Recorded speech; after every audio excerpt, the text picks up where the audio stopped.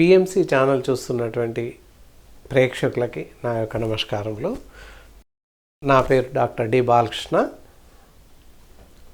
ఆయుర్వేద వైద్యరత్న, శ్రీ కౌశిక్ ఆయుర్వేద నిలయం, దిల్సుఖ్ నగర్, హైదరాబాద్ నుంచి మాట్లాడుతున్నాను. మామూలుగా గత ఎపిసోడ్లో జరిగినటువంటి కార్యక్రమాల్లో రకరకాల వ్యాధుల గురించి, ఆ వ్యాధులు సంభవిస్తే తీసుకోవాల్సినటువంటి జాగ్రత్తలు, నివారణోపాయాలు ఇత్యాది విషయాలని గత కార్యక్రమాల్లో తెలుసుకొని ఉన్నాము. అలాగే ఈరోజు కూడా కొత్త రకాల జబ్బులు, ఇంకా విపరీతమైన జబ్బులు, ప్రాణాంతకమైన జబ్బులు, సామాన్యంగా వచ్చే జబ్బులు ఏవైతే ఉన్నాయి, అవి వస్తే ఎలాంటి జాగ్రత్తలు తీసుకోవాలి, రాకుండా ఉండడానికి నివారణోపాయాలు ఏమైనా ఉన్నాయా ఇత్యాది విషయాల గురించి ఈరోజు కూలంకుషంగా చర్చించుకుందాం. ముఖ్యంగా ఈరోజు మనం క్యూలెక్స్ మస్కిటో అని చెప్పేసి ఉంటుంది. క్యూలెక్స్ దోమకాటు వల్ల బోధకాలు వస్తుంది. దానినే ఫైలేరియా అంటాం, మైక్రోఫైలేరియా అని అంటాము. దీని స్పీసీస్ నేమ్ ఈజ్ ఏంటంటే లీష్మోనియా డోనోవానియా అని చెప్పేసి అంటారు. దీనివల్ల ఫైలేరియా వచ్చే అవకాశం ఉంది. ఎలిపెంటిస్ అంటాము. ఎందువల్ల అంటే కాలుకు వస్తే ఇలా పెద్దగా ఉబ్బిపోయి ఉంటుంది కాలు. ఏ ప్రాంతంలో అయినా వచ్చే అవకాశం ఉంది. కాలుకు రావచ్చు, చేయికి రావచ్చు, లేదా ఇత్యాది ఇంటర్నల్ ఆర్గాన్స్కి కూడా వచ్చే అవకాశం ఉంది. కాబట్టి ఇలాంటి వ్యాధిన బారిన పడకుండా తీసుకోవాల్సిన జాగ్రత్తలు ఏమైనా ఉన్నాయా అనేది మనం ముందుగా చర్చించుకుందాం. రాకుండా ఉండడానికి తీసుకోవాల్సినటువంటి జాగ్రత్తలు ముఖ్యంగా ఇంటి పరిసరాలను పరిశుభ్రంగా ఉంచుకోవడం, ఇంటి నలుమూలల మురికి గుండలు ఉండడం కానీ, నీటి నిల్వ ఉండకుండా చూసుకోవడం ఎంతైనా మంచిది. చెట్ల పాదులు, చెట్లు ఉన్నట్లయితే నీటిని ఎప్పటికప్పుడు మార్చడం, పూల కుండీలలో, చెట్ల కుండీల్లో నీరు ఉండకుండా, నిల్వ ఉండకుండా ఎప్పటికప్పుడు పరిశుభ్రపరచడం, చెట్ల పాదుల్లో ఉన్నటువంటి చెత్తను, మురికిని ఇత్యాది చెత్త పదార్థాలను తీసి బయటపడేయడం ఎంతైనా మంచిది. ఇంటిని పరిశుభ్రంగా ఉంచుకోవడం, ఇంటి లోపల పరిశుభ్రంగా ఉంచుకోవడం ఎంతైనా అవసరం. ఇంటికి నలువైపులా గాలి, వెలుతురు ధారాళంగా ఉండేలాగా ఉంచుకోవడం సర్వత్రా శ్రేయస్కరం. దీనివల్ల కొన్ని రకాల సూక్ష్మజీవులు కానీ, ముఖ్యంగా దోమలు కానీ రాకుండా ఉండే అవకాశాలు ఉన్నాయి. కాబట్టి ఇంటిని పరిశుభ్రంగా ఉంచుకొని ప్రతిరోజు ఇల్లును తుడవడం కానీ, మురికి లేకుండా చిమ్మివేయడం కానీ చాలా మంచిది. అంతేకాకుండా 3 రోజులకు ఒకసారి, 4 రోజులకు ఒకసారి ఇంటిని పూర్తిగా ఫినాయిల్తో కానీ, డెటాల్తో కానీ, యాంటీసెప్టిక్ లోషన్తో తుడవడం, పరిశుభ్రపరచడం చాలా మంచిది. దీనివల్ల చిన్న చిన్న క్రిములు ఆర్బై ఈ దోమలు ఇత్యాదివి రాకుండా ఉండే అవకాశాలు ఉన్నాయి. ముఖ్యంగా దోమకాటుతోనే క్యూలెక్స్ అనే దోమను బారిన పడితేనే ఈ మైక్రోఫైలేరియా మోదకాలు అనేది వచ్చే అవకాశం ఉంది. కాబట్టి దోమలు రాకుండా జాగ్రత్త పడడం సర్వత్రా శ్రేయస్కరం. కాబట్టి ఇంటిని పరిశుభ్రంగా ఎల్లవేళ్ళ ఉంచుకోవడం, వెలుతురు గాలి సమంగా ఉండేలాగా చూసుకోవడం మన చేతుల్లోనే ఉంది. కావున ఎల్లవేళలా ఎప్పుడు పరిశుభ్రంగా ఉంచుకోండి. ఇంటిని పరిశుభ్రంగా ఉంచుకొని చెత్తా చెదారాన్ని ఇంటి ముందట వేయటం కూడా శ్రేయస్కరం కాదు. కావున ఇంటిలోని చెత్తని చెత్త కుండీలో కానీ, లేదా చెత్త కోసం వచ్చినటువంటి ట్రాక్టర్ కానీ, చెత్త వ్యాన్లో కానీ వేయడం శ్రేయస్కరం. దానివల్ల ఇత్యాది జబ్బులు, దోమలు వచ్చే అవకాశం లేదు. ఇంటి యందు చెడిపోయినటువంటి ప్లాస్టిక్ వస్తువులు కానీ, సెల్ ఫోన్స్ కానీ, లేదా కంప్యూటర్స్ కానీ, electric goods, electronic destroyed vessels ఇంటి పరిసరాల్లో పారేయకూడదు. అలా వేయడం వల్ల వాటిలో నీరు నిల్వ చేరి కొన్ని సందర్భాల్లో వాటిలో బ్యాటరీస్ ఉంటాయి, కార్బైడ్స్. సో వాటి వల్ల కూడా దోమలు ఎక్కువగా వృద్ధి చెందే అవకాశం ఉంది. వాటి గురించి మనకు అవగాహన లేకపోవడం వల్ల ఖరాబ్ అయిన ఫోన్స్, లేదా బ్యాటరీస్, సెల్స్, మనం టార్చ్ లైట్లో ఉపయోగించేటటువంటి సెల్స్ ఇత్యాది అన్నీ కూడా ఇంటి పరిసరాల్లో పడవేయడం, వాటి వల్ల కూడా వాటి నుంచి కార్బైడ్స్ ఎక్కువ ఉత్పత్తి చెంది దానివల్ల విషవాయువులు వెలువడం వల్ల, విషవాయువుల వల్లనే ఎక్కువ బ్యాక్టీరియా వృద్ధి చెందడం, దోమలు అలాంటి పరిసరాల్లోనే తొందరగా వృద్ధి చెందే అవకాశం ఉంది. కాబట్టి ఈ బ్యాటరీస్ కానీ, ఎలక్ట్రిక్ డిస్పోజబుల్ గూడ్స్, చెడిపోయినటువంటి వస్తువులని ఇంటి పరిసరాల్లో ఏ పరిస్థితుల్లోనూ వేయకూడదు. మనం వాడుతున్నటువంటి ఫర్నిచర్స్ ఈ మధ్యకాలంలో ప్లాస్టిక్ వస్తువులు ఎక్కువగా వాడుతున్నాం. అవి కూడా విరిగిపోయినాక కానీ, సగం విరిగినాక కానీ ఇంటి కాంపౌండ్లో వేయడం, లేదా చెట్ల కింద వేయడం, లేదా చెట్ల కింద ఆకు అలాగే ఉండిపోవడం ఇత్యాది విషయాల వల్ల కూడా ఎక్కువగా మురికి సంభవించి దోమలు వృద్ధి చెందే అవకాశం ఎక్కువగా ఉంది. కాబట్టి నివేశన స్థలం ఇంటి చుట్టూగా ఖాళీ జాగా ఎక్కువగా ఉన్నా, లేదా చెట్లు అలాంటివి ఎక్కువగా ఉన్నా, వాటి పాదుల్లో, చెట్ల మొదల్లో పరిశుభ్రంగా ఏ రోజుకు ఆ రోజు ఆకులు, పూలు రాలిన ఉన్నట్లయితే పరిశుభ్రంగా వాటిని ఎత్తి దూరంగా వేయడం, లేదా చెత్త డబ్బాల్లో వేయడం ఎంతైనా మంచిది. చెట్ల పాదులను ఏ రోజుకు ఆ రోజుగా పరిశుభ్రంగా ఉంచుకోవడం చాలా మంచిది.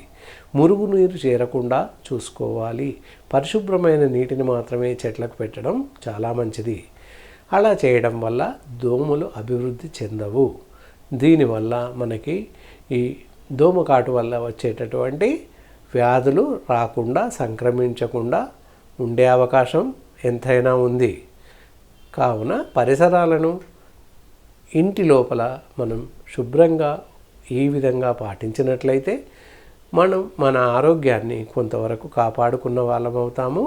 వ్యాధిన బారిన పడకుండా మనల్ని మనం రక్షించుకునే అవకాశం ఉంది. ఇంటి లోపల మన పడక గదులు కానీ, పడకకు వాడేటటువంటి బెడ్షీట్స్ కానీ, కప్పుకునే చెద్దర్లు, లేదా పడుకునేటటువంటి పరుపులు, దిళ్ళు అలాంటివన్నీ కూడా పరిశుభ్రంగా ఉంచుకోవడం.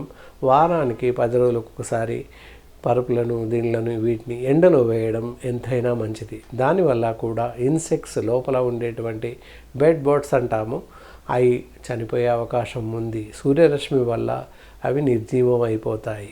అలా కాకుంటే కొన్ని వేల లక్షల బెడ్ బర్డ్స్ ప్రతి బెడ్లోనూ ఉంటాయి. కాబట్టి వీటిని వారం రోజులు, 4 రోజులకు ఒకసారి, అట్లీస్ట్ తక్కువ వారంకి ఒకసారి మనం పడుకునేటటువంటి బెడ్స్ని, పరుపుల్ని ఎండలో వేయడం సర్వత్రా శ్రేయస్కరం. ఇంకా బెడ్షీట్స్ని, మనం కప్పుకునేటటువంటి బెడ్షీట్స్ కానీ, పరుపుల పైన వేసేటటువంటి గలీబులు, కవర్స్ అవన్నీ కూడా మంచి సర్ఫ్ నీటితో ఉతికి వేడి నీటిల్లో తీసి ఎండవేయడం చాలా మంచిది. పూర్తిగా పరిశుభ్రపరిచిన, పూర్తిగా ఎండినటువంటి దుస్తులనే ధరించడం చాలా మంచిది. ఏమాత్రం తేమగా ఉన్నా ఎలర్జీ రావడం, లేదా దోమలు ప్రవేశించడం ఎక్కువగా జరుగుతుంది. కాబట్టి వేసుకునే దుస్తులు కానీ, లేదా మనం పడుకుండేటప్పుడు ఉపయోగించేటటువంటి బట్టలను కానీ పరిశుభ్రంగా ఉంచుకోవడం చాలా మంచిది. ఇలా ఇవన్నీ చేయడం వల్ల జబ్బు బారిన మనం పడకుండా ఉంటాము. ఇది చాలా శ్రేయస్కరం, చాలా ఉత్తమమైన మార్గం. జబ్బు వచ్చాక కష్టపడి తగ్గించుకునే కన్నా రాకుండా ముందు జాగ్రత్తగా పైన చెప్పినటువంటి నియమాలను పాటిస్తే ఎంతైనా మంచిది. అలా కాకుండా కొన్ని సందర్భాల్లో మనం ఇన్ని జాగ్రత్తలు పాటించినప్పటికీ జబ్బు బారిన పడుతుంటాము. ఎలాగలాగో మనకు తెలియకుండా దోమకాటుకు గురి అయ్యే అవకాశం ఉంది. ఇందాక చెప్పుకున్నట్టు ఆ దోమకాటు బారిన పడినట్టయితే ఎక్కడైతే కాటుకు గురి అవుతామో అక్కడ శరీర భాగం వాపుకు గురి అయ్యే అవకాశం ఉంది. లక్షణాలలో ముఖ్య లక్షణం ఏంటంటే ఆ దోమకాటుకు గురి అయిన పరిసరాల్లో వాపు, స్వెల్లింగ్ వచ్చే అవకాశం ఉంది. దానితో పాటుగా మైల్డ్గా చలిగా జ్వరం వస్తుంది. 1 నుంచి 4 రోజులు, 5 రోజులు, చివరికి వారం రోజుల వరకు జ్వరం వచ్చే అవకాశం ఉంది. మనం వారం రోజుల్లో గుర్తుపట్టినట్టయితే పూర్తిగా ఫైలేరియా వ్యాధి నుంచి బయటపడే అవకాశాలు చాలా ఉన్నాయి. కాబట్టి జ్వరం వస్తుంటే మామూలు జ్వరం అనుకోకుండా శరీర భాగాల్ని కూడా సునిశ్చితంగా పరిశీలించినట్టయితే ఎక్కడైనా చేతి కానీ కాలు కానీ ఇతరత్ర భాగాల్లో ఎక్కడైనా వాపుగా ఉంది, మామూలుగా ఉండే స్థాయి కన్నా శరీర భాగం వాపుగా ఉంది అని మనం మన స్ఫురణలోకి వచ్చినట్లయితే ఫైలేరియానేమో అనుమానించి దాన్ని తగిన జాగ్రత్తలు పాటించడం మంచిది.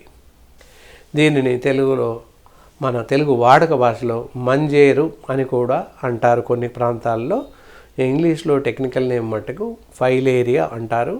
క్యూలెక్స్ అనేటటువంటి దోమకాటు వల్ల ఈ వ్యాధి సంభవిస్తుంది. దేని స్పీసీస్ నేమ్ ఇందాక చెప్పుకున్నట్టు లీష్మానియా డోనోవానియా అని చెప్తారు. ఇది ముఖ్యంగా రక్తం పరీక్ష చేస్తే ల్యాబ్లలో మట్టుకి ఈ వ్యాధి నిర్ధారణ జరుగుతుంది. మనం ఇంట్లో గుర్తుపట్టాల్సింది ఏంటి అంటే శరీర భాగంలో ఎక్కడైనా వాపుకు లోనైనట్టయితే మామూలుగా ఉండే స్థాయి కన్నా వాపుగా ఉండి ఆ శరీర భాగం ఇతర భాగాల కన్నా వేడిగా ఉంటుంది మరియు శరీర ఉష్ణోగ్రత పెరుగుతుంది, జ్వరం కూడా వస్తుంది, చలిగా ఉంటుంది. ఇలాంటి లక్షణాలు మనకు కనిపించినట్లయితే వెంటనే అనుమానించి ఏమాత్రం ఆలస్యం చేయకుండా మంచి అనుభవజ్ఞులైనటువంటి ఆయుర్వేది డాక్టర్లను వైద్యులను సంప్రదిస్తే మీకు తగినటువంటి వైద్య సలహాలను ఇస్తారు. తగిన రక్త పరీక్షలు కానీ ఇతరత్ర పరీక్షలు చేసి కానీ వ్యాధి నిర్ధారణ సరిగ్గా జరిగే అవకాశం ఉంది. అప్పుడు మీకు సరిపడేటటువంటి వైద్య చికిత్సలు కూడా సమయానుకూలంగా అందే అవకాశం ఉంది. ఒకవేళ ఈ వ్యాధి వచ్చాక వారం లోపల ఎంత త్వరగా వీలైతే అంత త్వరగా మంచి అనుభవజ్ఞులైన వైద్యులను సంప్రదించినట్లయితే ఈ వ్యాధి పూర్తిగా తగ్గిపోయే అవకాశం ఉంది. అలక్ష్యం చేసి 20 రోజులకో నెలకో తీసుకెళ్ళినట్లయితే జ్వరం తగ్గుతుంది, కానీ శరీరాంగం భాగం ఏదైతే వాపుకు లోనవుతుందో ఆ వాపు మట్టుకి తగ్గే అవకాశం ఉండదు. జీవితకాలం వాపు అలాగే ఉంటుంది. కావున ఎప్పుడైనా ఇలాంటి పరిస్థితి సంభవించినప్పుడు ఏమాత్రం అశ్రద్ధ చేయకుండా అలక్ష్యం చేయకుండా మంచి అనుభవజ్ఞులైనటువంటి మాలాంటి వైద్యులను సంప్రదించడం సర్వత్రా శ్రేయస్కరం. కావున ఏమాత్రం అశ్రద్ధ చేయకుండా అత్యంత త్వరగా వెళ్ళడం మంచిది. అలాగే ఉంటే కొన్ని సందర్భాల్లో ప్రాణాంతకంగా సంభవించే అవకాశం కూడా ఉంది. కావున ప్రేక్షకులారా, ఇలాంటి బారిన పడినప్పుడు ఏమాత్రం అశ్రద్ధ చేయక అత్యంత త్వరగా నిర్ణయం తీసుకొని మంచి వైద్యులను సంప్రదించండి. ఇంకా జబ్బు వచ్చాక మనం ఎలాంటి జాగ్రత్తలు తీసుకోవాలి అంటే ముందుగా డాక్టర్లను సంప్రదించాలని చెప్పుకున్నాము. వైద్య చికిత్స తీసుకునే సమయంలో మనం ఏం చేయాలి, ఇంటికి వచ్చాక ఎలాంటి జాగ్రత్తలు పాటించాలి, మందులు వాడుతున్నప్పుడు మనం ఇంకా ఇతరత్ర ఎలాంటి జాగ్రత్తలు తీసుకోవాలి అనే చర్చించుకున్నట్లయితే ఎక్కువగా చలి ప్రదేశంలో ఉండకూడదు. గదిలోకి వెలుతురు మాత్రం వచ్చేటట్టుగా చూసుకోవాలి. ముఖ్యంగా ఫ్యాన్ కానీ ఈవెన్ ఫ్యాన్ కూడా వేసుకునే అవసరం రాదు, వేసుకోకూడదు. ఏసీలు కూలర్స్ అసలే వాడకూడదు. చలిగా ఉంటుంది కనుక రగ్గులు బ్లాంకెట్స్ లేదా 2-3 బెడ్షీట్స్ కప్పుకొని చలి బారి నుంచి తగ్గించుకునే అవకాశం ఉంది. ఈ మందులు వాడుతున్నప్పుడు సహజంగానే మంచిగా తగ్గిపోతుంది. దీనికి కాను ప్రత్యేకమైన మన ఇంట్లో తీసుకోవాల్సినటువంటి వైద్య చికిత్సలు కానీ చిట్కాలు కానీ ఏవీ లేవు. ఇలా వచ్చింది అన్నప్పుడు తప్పకుండా ఏమాత్రం అశ్రద్ధ చేయకుండా మంచి వైద్యులను సంప్రదించడం ఒక్కటే మార్గం. ఏమాత్రం అలక్ష్య చేసినా జ్వరమే వచ్చింది ఏముందిలే అని చెప్పేసి అనుకొని జ్వరం గోళీలు వేసుకోవడం వల్ల ప్రాణాంతకంగా మారే అవకాశం ఉంది. అంతేకాకుండా మనకు శరీర భాగాల్లో ఎక్కడైతే వాపుకు లోనైతామో చెయ్యి కానీ కాలు కానీ వాపు వస్తుందో ఆ వాపు జీవిత పర్యంతం అలాగే ఉంటుంది. కావున అతి తక్కువ సమయంలో ఎప్పుడైతే ఇన్ఫెక్షన్కి లోనవుతామో అతి తక్కువ సమయంలో తొందరగా మంచి వైద్యులను సంప్రదించడం సర్వత్రా శ్రేయస్కరం. కాబట్టి ఈ సూచనలు పాటిస్తూ వైద్యులను సంప్రదించడం ఎంతైనా మంచిది. ఇలా ఈ బారిన పడ్డ తర్వాత మనం ఎలాంటి ఆహార నియమాలు పాటించాలి, ఇంకా ఏం జాగ్రత్తలు తీసుకోవాలి అన్నట్లయితే, ముందుగా తీసుకోకూడనటువంటి ఆహార పదార్థాలు, ఘనాహారం ఏదైతే ఉంటుందో పులుపు తగ్గించడం, అది కాకుండా అన్నం తగ్గించడం, ఇలాంటివి చేయాలి. ఘన పదార్థాలు తీసుకోకూడదు. తేలిగ్గా జీర్ణమయ్యేటటువంటి సగ్గుబియ్యం జావ కానీ, లేదా బార్లీ జావ, గోధుమ నూకతో తయారు చేసినటువంటి జావ కానీ తీసుకున్నట్లయితే తేలికగా జీర్ణమవుతుంది. తేలికగా జీర్ణమవ్వడం వల్ల శరీరానికి మంచి సత్తువ ఇలాంటివి వస్తాయి. మామూలుగా అన్ని రకాల కాయకూరలు తీసుకోవచ్చును, కూరగాయల సూప్స్ ఏవైనా తీసుకోవచ్చును. కానీ ముఖ్యంగా ఇందులో ఈ జబ్బు బారిన పడిన వాళ్ళు దొండకాయ ఏదైతే ఉందో తీసుకోకూడదు. ఎందుకంటే శరీర భాగాల్లో వాపు వస్తుంది కనుక ఈ వ్యాధిన బారిన పడ్డ తొలినాళ్ళలో మట్టుకి దొండకాయ కూర అసలే తినకూడదు. అది తప్ప మిగతా కూరగాయలన్నీ తీసుకోవచ్చు. ఈ జ్వర బారిన పడినప్పుడు, జ్వరం వస్తున్న పరిస్థితుల్లో మొదటి 3-4 రోజులు పళ్ళ రసాలు లేదా కూరగాయల రసాలు, టమాటా సూప్స్ లేదా మిక్స్డ్ వెజిటేబుల్ సూప్స్, చిక్కుడుగాయ సూపు లేదా క్యారెట్ సూప్ ఇలాంటివి తీసుకోవడం వల్ల తొందరగా మన శరీరానికి శక్తి వచ్చి నిస్సత్తువ నుంచి బయటపడే అవకాశం ఉంది. నీరసం నుంచి త్వరగా తేరుకొని తొందరగా రక్షణ పొందే అవకాశం ఉంది. ఇలా జ్వరం వచ్చినప్పుడు జాగ్రత్తగా డాక్టర్ చెప్పినటువంటి ఆహార పదార్థాలు తీసుకోవడం మంచిది. అంతేకాక మనం మామూలుగా మందులు కూడా ఔషధ వాడే విధానం డాక్టర్ చెప్పినట్టుగా ఎలా చెబితే అలా వాడడం ఎంతైనా మంచిది. చెప్పిన విధంగానే మాత్రల సేవన విధానం ఉండాలి.